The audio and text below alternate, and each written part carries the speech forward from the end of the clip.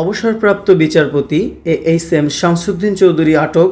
Supreme কোর্টের অবসরপ্রাপ্ত বিচারপতি এএইচএম শামসুদ্দিন চৌধুরী মানিককে আটক করা হয়েছে।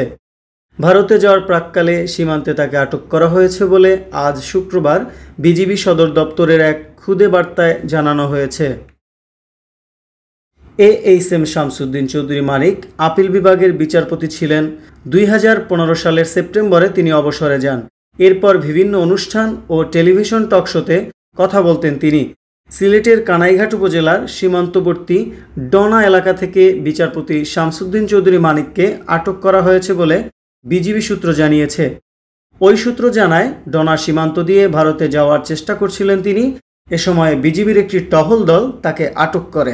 কানাইঘাট উপজেলার ডনা বিজিবি ক্যাম্পের নায়েক সুবেদার মুহিবুল্লাহ রাত 12টার দিকে জানান, অবসরপ্রাপ্ত বিচারপতি শামসুদ্দিন চৌধুরী মানিক তখন পর্যন্ত তাদের ক্যাম্পেই আছেন।